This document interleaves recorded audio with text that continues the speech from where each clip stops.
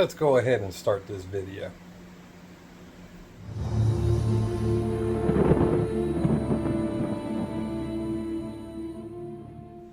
What is going on, everybody? Welcome to NMI GT Entertainment, and I am Joel. Nice to have y'all here on this lovely Sunday. And I got off work and I decided, hey, let me ask y'all a question. But I'm not getting to that question quite yet. Just wanted y'all to have a little quick startup and a little revs for Electra. Haven't heard it in a while, and I'll tell you why she's still in the garage, because, hold that thought, it is raining. Of course, we do not get rain for weeks on weeks and weeks. We're in a drought here in Virginia, but the minute I put my drag radials on, it rains. Go figure that, right? So anyway, the question that I have, and let me switch this real quick. Okay, the question that I have is actually two questions. The first one, on my car in the rear, I'll show you if I could get in there. I got both cars in here, if you can see. I think it's a little tight, but excuse me. My rear end of this car, one side is 1/8 of an inch different than the other. And now you're probably going, Joel, it's 1/8 of an inch. I know this, but I'm trying to figure out why it's like that. You'll see it with, you don't think 1/8 of an inch is a lot, but when you see it actually on the car, you'll be able to notice the difference. I don't know if it's the iBot Pro Kit springs, one side's given out. Someone told me to switch them, so one side to the other, to see if it made a difference, and it did not. The only other thing I could think of is the anti-roll, because it does have adjustments on it, but I thought that was for launch. So if one car, if it pulls to one side or the other, it still may have something to do with the unevenness. I don't know. So if y'all seen that before, hit me on the comments, because it's got me kind of boggled a little bit. And like I said, my car is now taller than her car. But if you could see, I'll show you the wheels on both of them. I have less gap than she does. They're both on 20s, they're both on 35s. You know, I don't know why, but you know, it's kind of a weird situation. But let me show you my car, I'll show you her car, and then maybe you could tell me something. I'll be right back. Alright guys, there is the gapping for the driver's side.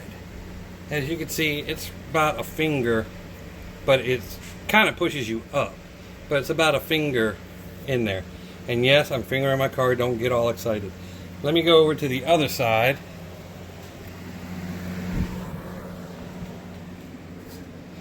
And the cars are kind of close, so you gotta forgive me. There is the other side, which you could see, I think, it's a lot more than a finger. It's like a finger and a half. So I got the measuring tape and measured from the ground up to the fender, and it's 1/8 of an inch different. But the car itself sits level, if that makes any sense. I'll put a level on it and it sits level. Let me go show you hers. Alright, with hers, you could tell, you know, it's quite different on hers. She's got two fingers on this side, then and two fingers on this side, but it's even. And the only thing that she has the same exact springs I have. Now, the only other variable I think that might be playing is the stereo in the trunk. Maybe it's heavier on one side than the other, with the amps, the wiring, the way something was ran. Maybe that's why it sags to one side more than the other. I can't take it out. And I'll show y'all, if y'all haven't seen any of my videos with my stereo and whatnot, I'll show you what I'm talking about. Because like I said, that's the only other thing, unless it's something with the suspension. But like I said, it rides straight, it doesn't rub, it doesn't do any weird crap. But like I said, it's just one of those. Let me show you the stereo, I'll be right back. Alright everybody, here is the stereo to Electra. Like I said, this is the inside of her. And like I said, that might be more way to one side than the other. I don't know. Like I said, I'm not a engineer, so I can't figure this stuff out. But, you know, I mean, it's not that big of a deal. You know, I just put fat people on the passenger side and I should be good. But like I said, I just didn't know if y'all knew something of what may have caused it. Like I said, it doesn't hurt the performance really, at least not as of right now it doesn't. But, you know, I don't know, further down the road it may cause something else. So that's where we're at with that. It's got me kind of mind boggled, but I haven't been able to drive my car. I wanted to do it yesterday, but everybody was busy and doing stuff, and I usually just don't go off for a drive. I was going to do that today, but of course the weather caught me, and I'm not too sure I want to throw the radials out in the rain quite yet. So if I don't have to, it's not like I had anywhere important to go. But that is one thing. Now, another base that I want to touch, because on my last video I said that if anybody had a way of bypassing the tire pressure sensors and all that stuff, I actually had a buddy that did it for me.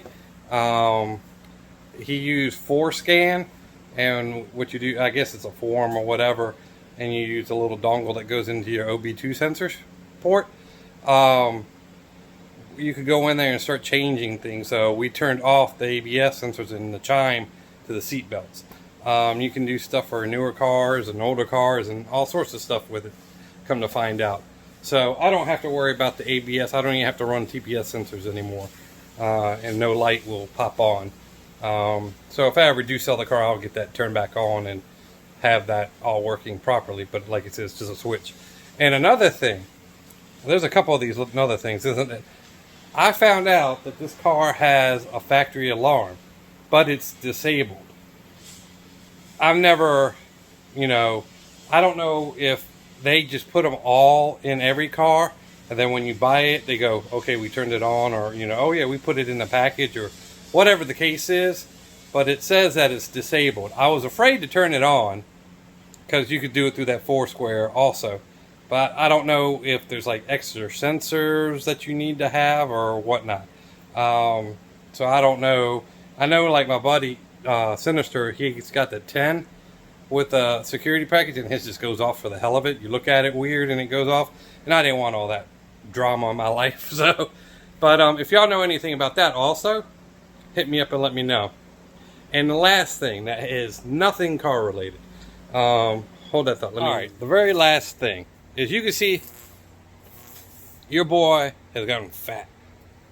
Yeah. So, what the wife wants me to do is my birthday in a few days from now, the 19th. Mark it on your calendar. She wants me to start getting healthy and losing some of this weight. You know, I did have a heart attack 2 years ago. And, you know, I quit smoking, did all that, but I picked up eating instead. So I need to get rid of that myself. So what we've been looking at are the Fitbits and the Samsung Fits and stuff like that. If any of y'all are health conscientious and have pedometers and watches, smart watches and that, I used to have a Gear, but the watch itself only holds a charge for like half an hour now. And that doesn't do me no good, so I'm in the market to buy another one.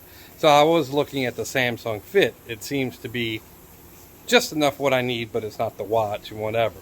So if y'all have any opinions on that, I know it's not car related and not, but like I said, I just want to know what y'all know about that stuff, because I'm not a health freak, and you know, any opinion is worth following up on. But that's the end of this video. Hold on and I'll do my closing with you. Alright guys, we're ending the video right here. I just wanted to say thank y'all for watching the videos, and you know what I always say, y'all are the best part of my videos. If there's anything that y'all want me to do, let me know.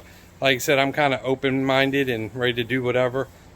Brandon went out today to go do a photo shoot with a model that just came into town.